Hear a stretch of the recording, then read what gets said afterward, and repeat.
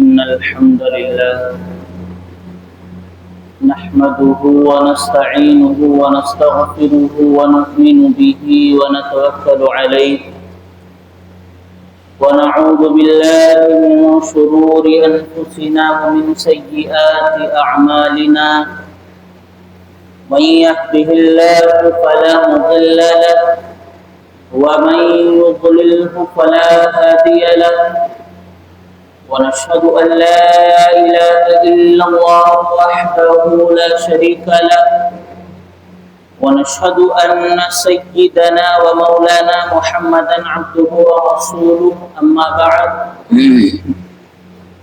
أعوذ بالله من الشيطان الرجيم بسم الله الرحمن الرحيم إنما الخمر والميسر والأنصار والأزلام رجس من عمل الشيطان فاجتنبوه لعلكم تفلحون إنما يريد الشيطان أن يوقع بينكم العداوة والبغضاء إلى يوم القيامة وقال النبي صلى الله عليه وسلم لا تشرب الخمر فإنها مفتاح كل شر وقال الخمر أم الفواحش وأكبر الكبائر ومن شرب وقع على أمه وخالته وعمته أو كما قال النبي صلى الله عليه وسلم. حضرات سامعین، قرآن کریم کی ایک مبارک آیت اور آپ صلی اللہ علیہ وسلم کے مبارک اقوال میں سے دو قول خطبہ کریمہ میں عرض کیے. اللہ تعالی نے اور پیارے رسول صلی اللہ علیہ وسلم نے ان آیات و احادیث میں ایک خاص موضوع اور مضمون بیان فرمایا اور ایک بہت بڑے گناہ جو ہزارہ گناہ کی جڑ ہے اس گناہ سے باز رہنے کی تاکید اور تلقین فرمائی. تو آج انشاءاللہ اس آیت کریمہ اور مبارک اقوال کی روشنی میں اس مضمون پر تھوڑی سی روشنی عرض کی جائے گی. اللہ تبارک و تعالی نے انسان کو بے انتہا بے شمار بے کرا انعامات و احسانات سے نوازا. پھر وہ انعامات کچھ بڑے ہیں، کچھ بہت بڑے ہیں، کچھ ان سے چھوٹے ہیں، لیکن ہر ایک نعمت انسان کے لیے برابر ضرورت رکھتی ہے. انہی ایک نعمتوں میں سے ایک بہت بڑی نعمت ہے عقل، دانائی اور سوچنے فکر کرنے کی صلاحیت. اللہ تبارک و تعالی نے انسان کو ایک ایسی نعمت عطا فرمائی ہے کہ یہ نعمت اب سے پہلے جتنی امتیں، اب سے پہلے جتنے بھی انسان سے پہلے جتنے بھی خلائق اور جتنی بھی مخلوق اللہ تعالیٰ نے پیدا کی، ان میں سے کسی کو بھی اللہ تعالیٰ نے یہ نعمت نہیں عطا فرمائی. اللہ تعالیٰ کی ایک برگزیدہ جماعت ہے فرشتوں کی جماعت، انہیں بھی یہ نعمت عطا نہیں فرمائی. پھر فرشتوں کے بعد ایک بہت بڑی جماعت اللہ تعالیٰ نے پیدا کی، جنات کی جماعت. یہ نعمت اللہ تعالیٰ نے انہیں بھی عطا نہیں فرمائی. جناتوں کو بڑی بڑی طاقتیں عطا فرمائی، فرشتوں کو بڑی بڑی طاقتیں عطا فرمائی، لیکن انسان کو ایک ایسی نعمت عطا فرمائی ہے کہ فرشتوں کی، جنات کی تمام تر طاقتیں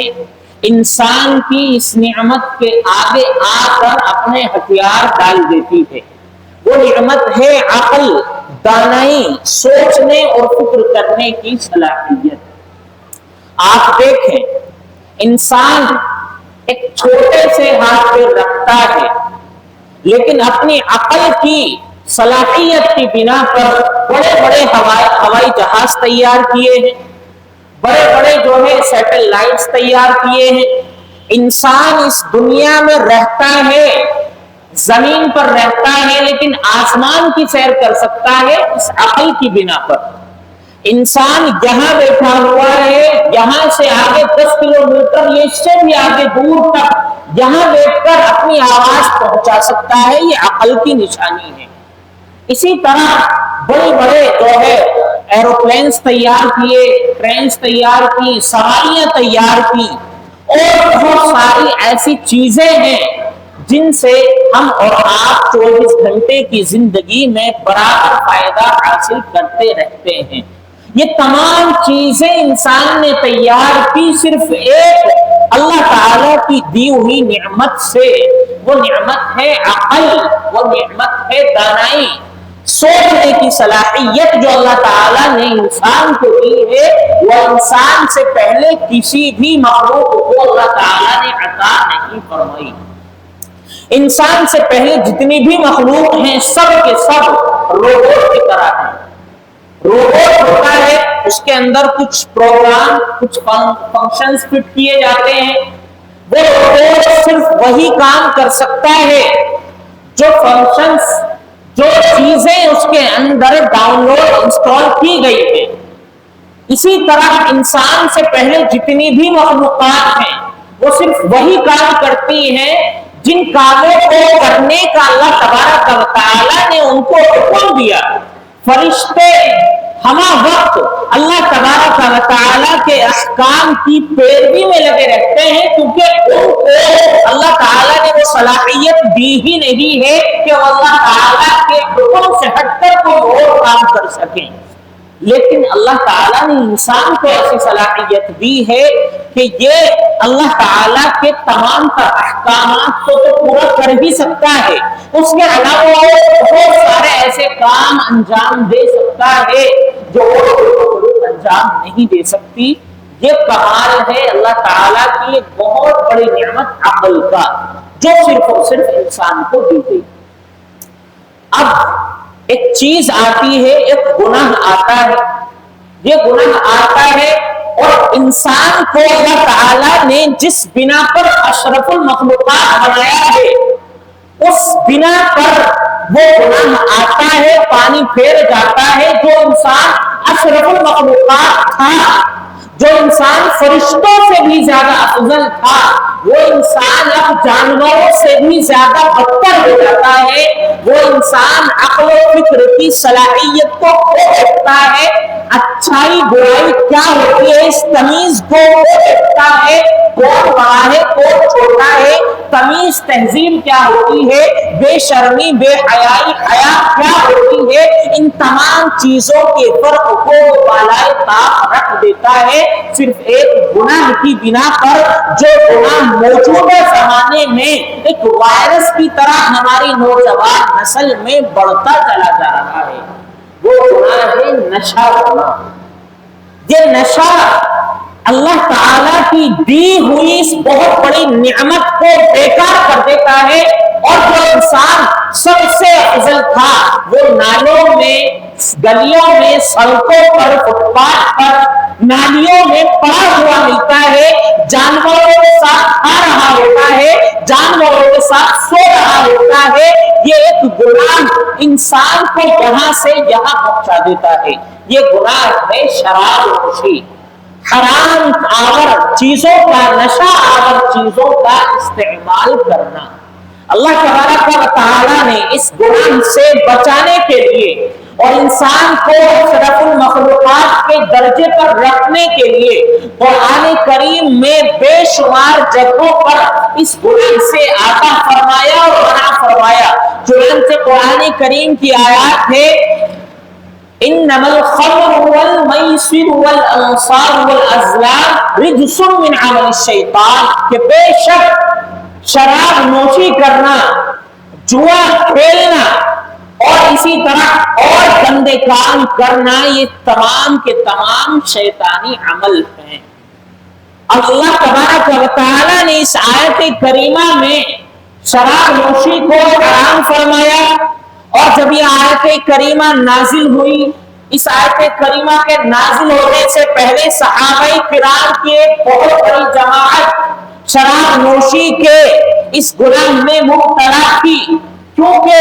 اب تک شراب حرام نہیں ہوئی تھی تو صحابہ کرام اس کو نوش کیا کرتے تھے، لیکن جب یہ آیت کریمہ نازل ہوئی تو تاریخ میں لکھا جاتا ہے کہ مدینے میں شراب کے جتنے مٹکے تھے سب توڑ دیے گئے، مدینے میں شراب کی جتنی مقدار تھی وہ سب بہا دی گئی۔ اور یہ بتلایا جاتا ہے کہ جب یہ آیت کریمہ نازل ہوئی ہے تو مدینہ کی جو سڑکیں تھی وہ تمام کی تمام